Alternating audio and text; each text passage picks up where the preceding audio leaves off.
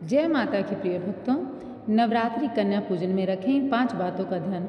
कन्याओं को भूल से भी ना देनी है एक चीज़। नमस्कार दोस्तों, राधे राधे, जय श्री कृष्णा, हर हर महादेव और जय माता की।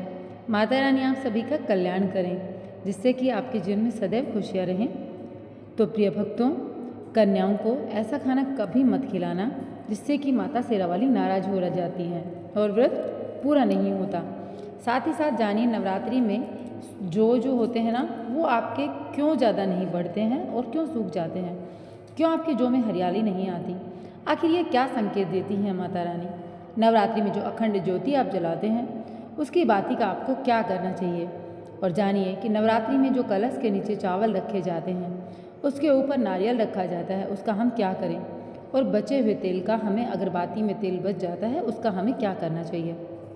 अंत में हम बताएंगे कन्या पूजन कैसे करना है, क्या है शुभ मुहूर्त। तो आज का जो वीडियो है बहुत ही शानदार होने वाला है, तो वीडियो को अंत तक देखिएगा। आपको कहीं भी जाने की आवश्यकता नहीं पड़ेगी। समस्त जानकारी, नवरात्रों की पूरी जानकारी इसी वीडियो में हम आपको देने वाले हैं। खासकर कन्या पूजन कैसे करना है, सप्तमी कब है, अष्टमी कब है, नवमी कब है, समस्त जानकारी एक ही वीडियो में आपको मिलने वाली है। तो दोस्तों, जो भक्त सच्चे दिल से माता रानी की पूजा आराधना करते हैं, उनकी भक्ति में लीन हो जाते हैं, तो माता रानी उनकी सच्ची भक्ति से पुकार अवश्य सुनती हैं। जो इच्छाएं उनके मन में होती है, माता रानी उन्हें वह सब कुछ देती है जो उन्हें चाहिए होता है। माता रानी दोनों हाथों से धन की वर्षा करती हैं। माँ दुर्गा उसी पर अपनी कृपा दृष्टि बनाती हैं जो नवरात्रों में खास तौर पर माता की सेवा में लगा रहता है, माता की आराधना करता है। देखिए, माता की सेवा में आपको बिल्कुल भी कंजूसी नहीं करनी है। दिल खोलकर माता रानी की सेवा करनी है। जितना हो सके माँ को प्रसन्न करने में लग जाना है। साल भर के इस त्यौहार में माता धरती पर आती हैं और उसी पर अपनी कृपा दृष्टि बनाती हैं। जिनका दिल बहुत सच्चा और हृदय अच्छा होता है, उसे रंग से राजा बनाकर ही माता रानी जाती हैं। फिर चाहे कोई भिखारी हो, चाहे कोई राजा, माँ की नज़रों में सबसे बड़ा वही होता है जिसका दिल सच्चा होता है।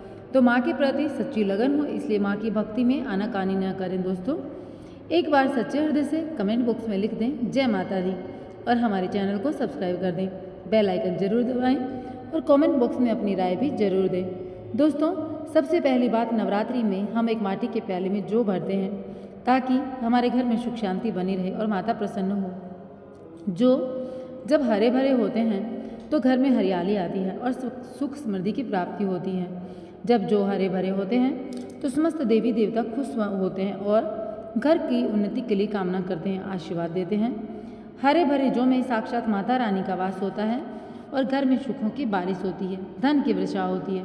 जिस घर में जो के अंदर हरियाली नहीं होती, उस घर में पहले ही पता चल जाता है कि आपके घर में कोई परेशानी आने वाली है, क्योंकि आपने पूजा पाठ में कोई गलती नहीं की होगी।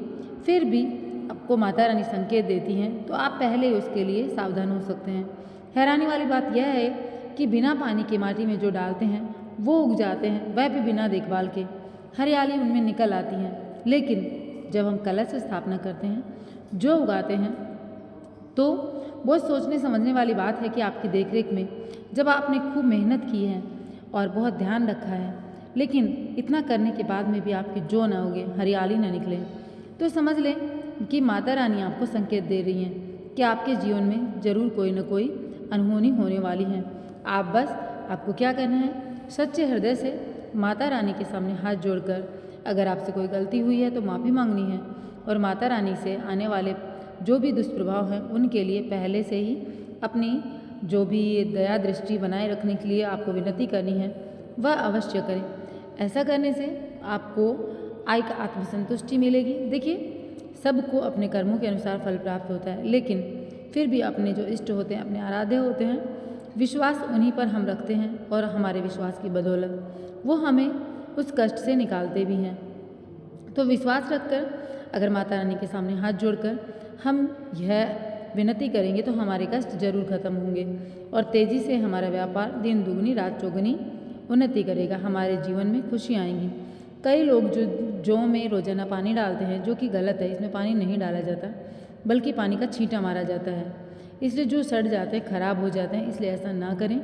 इस कारण भी कई बार हरियाली नहीं आती है। तो रोज़ाना सिर्फ और सिर्फ जब आप पूजा करते हैं उस समय बस पानी का छींटा डालें। ज़्यादा पानी डालने से आपके जौ सड़ जाएंगे।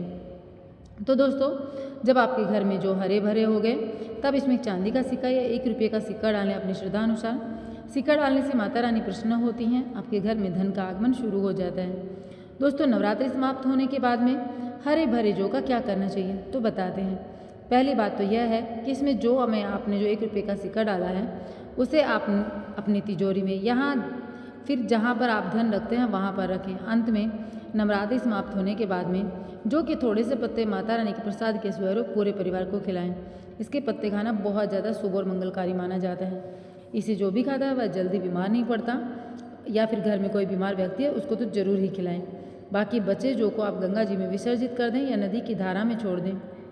इससे आपका व्रत संपूर्ण और सफल होगा। दोस्तों, कई लोग अपने घर में अखंड ज्योति जलाते हैं और जो बाती होती है तथा तेल बाती उसे कई लोग इधर उधर फेंक देते हैं या अपने घर में संभाल कर रख लेते हैं या फिर पानी में प्रवाहित कर देते हैं, जो कि गलत है। इससे आपको कोई फ़ायदा नहीं होता।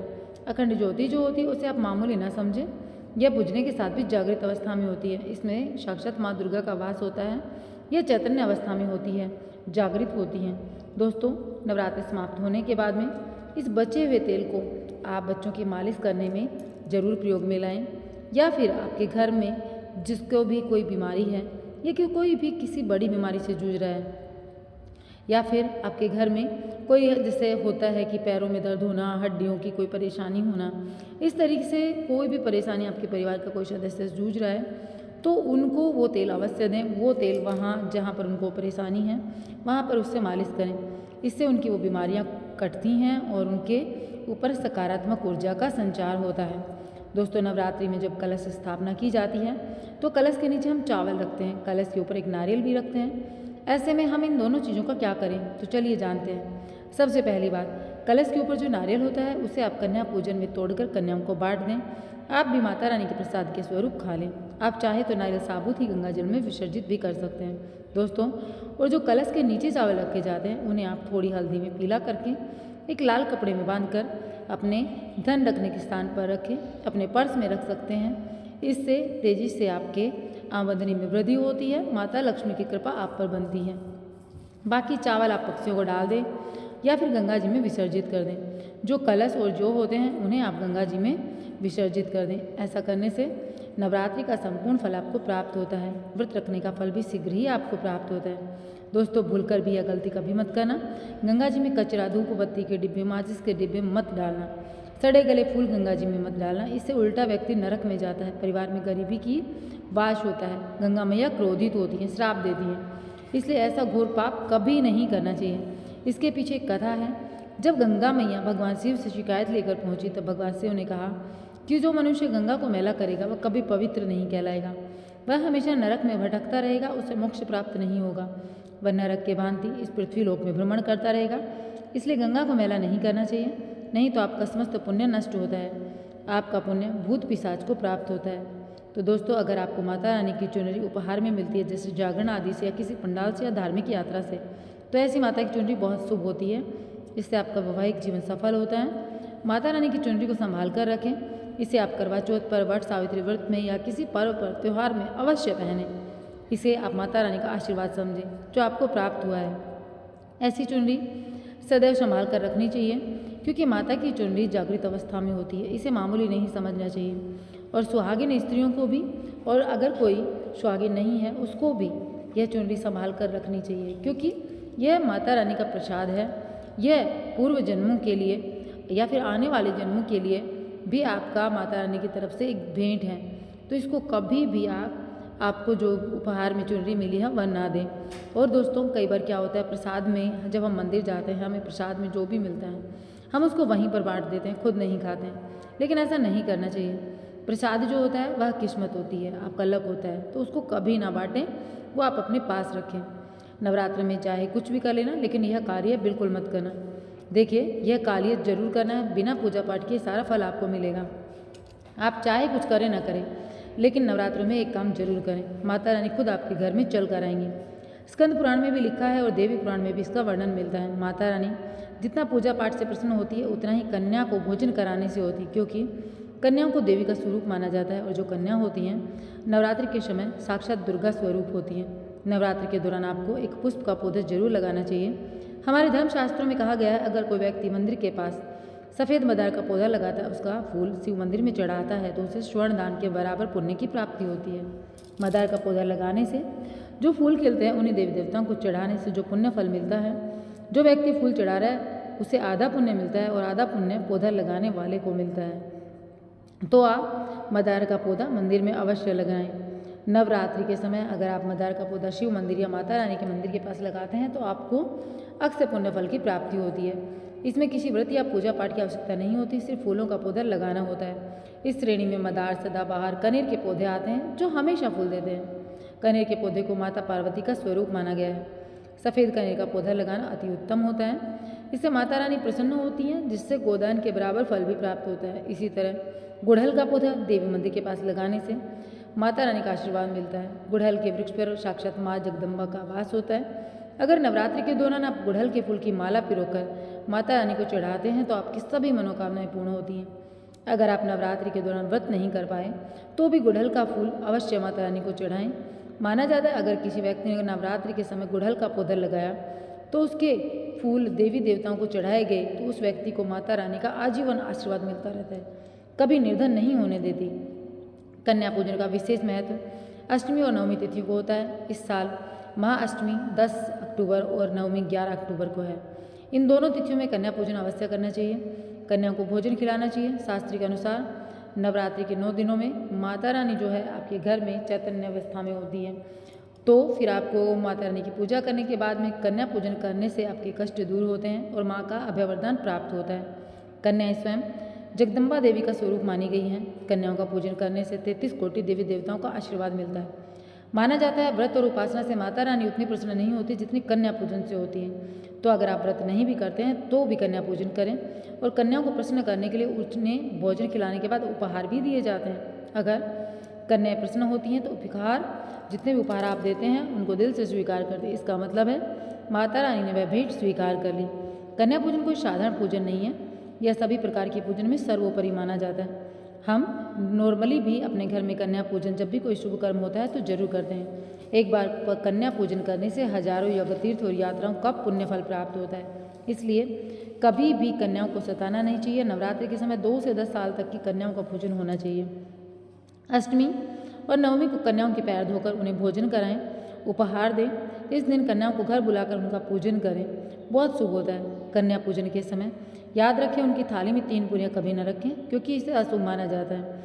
3 पूरियाँ मरने वाले व्यक्ति के लिए निकाली जाती हैं, इसलिए इस संख्या से बचें। भोजन में खीर, पूरी, हलवा, चना, आलू की सब्जी या छोले खिलाएं। माता रानी का यह प्रिय भोजन होता है, लेकिन लहसुन और प्याज भोजन में बनाने में कभी प्रयोग में ना लें।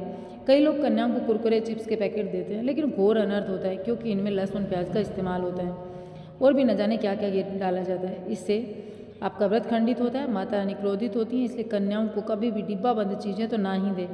दोस्तों, कई लोग कन्या पूजन में खाना घर पर नहीं बनाते, मार्केट से रेडीमेड लाकर देते हैं तथा दही जलेबी खिलाते हैं, जो कि शुभ नहीं होता। माता रानी दही जलेबी नहीं, आपके हाथों का बना भोजन खाना चाहती हैं, आपका प्यार चाहते हैं। फिर चाहे आप घर में एक पूरी ही क्यों ना बनाएं या फिर खाली खीर खिलाकर ही कन्याओं को क्यों ना वापस भेज दें, उसी से माता रानी प्रसन्न हो जाएंगी। खासकर नवरात्रों के दौरान घर में एक पक्का खाना अवश्य बनाना चाहिए। माता रानी बहुत प्रसन्न होती है। घर का बना पक्का खाना खाकर कन्याएं भी प्रसन्न होती हैं। हमेशा याद रखें कन्याओं को प्लास्टिक से बने दोने में खाना नहीं खिलाएं। अपने घर की जो स्टील की थालियाँ होती हैं उनमें खाना खिलाएं जिसमें आप खुद खाते हैं, क्योंकि ये प्लास्टिक के जो बर्तन होते हैं यह शुभ नहीं होते और इनको उपहार में भी नहीं देना चाहिए। कन्या को हमेशा स्टील के बर्तनों में या फिर आपके घर के जो भी बर्तन हैं उन्हीं में खाना खिलाएं।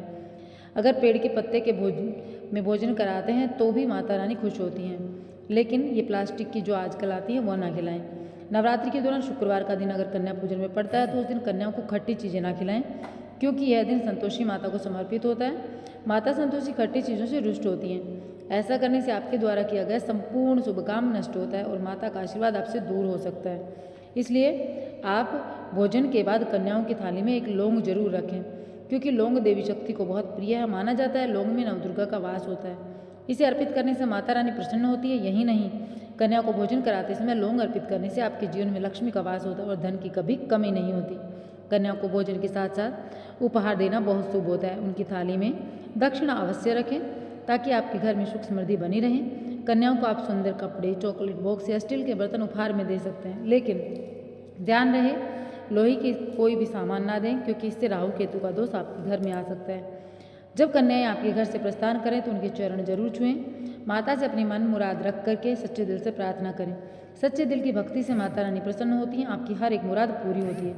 नवरात्र के दौरान अगर आपको कुछ विशेष संकेत मिलते हैं तो समझिए कि माता रानी आपके घर में पधार चुकी हैं।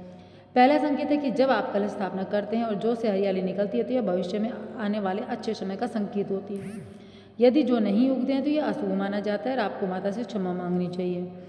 और दूसरा शुभ संकेत है कि अगर नवरात्र के दिनों में आपकी नींद ब्रह्म मुहूर्त में यानी सुबह 4 बजे के आसपास खुलती है तो माता रानी की कृपा आप पर बनी रहेगी। इस समय उठने का मतलब है माता की शक्ति आपके साथ है और आपको जल्दी कोई शुभ समाचार मिलने वाला है।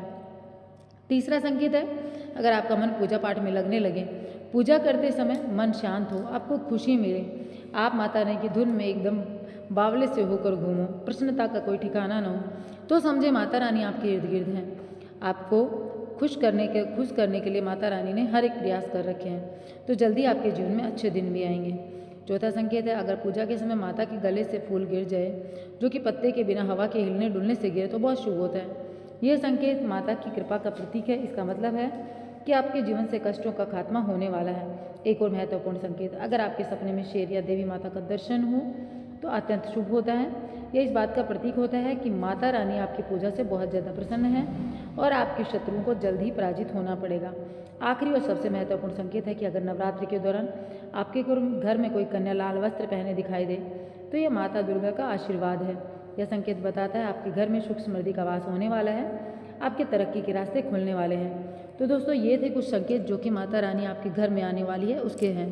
तो दोस्तों आशा करती हूँ आप लोग इस वीडियो से संतुष्ट हुए होंगे। अगर संतुष्ट हुए तो वीडियो को लाइक कीजिएगा, चैनल को सब्सक्राइब कीजिएगा, कमेंट बॉक्स में अवश्य लिख कर जाइएगा जय माता की और बेल आइकन प्रेस करके अवश्य जाना है।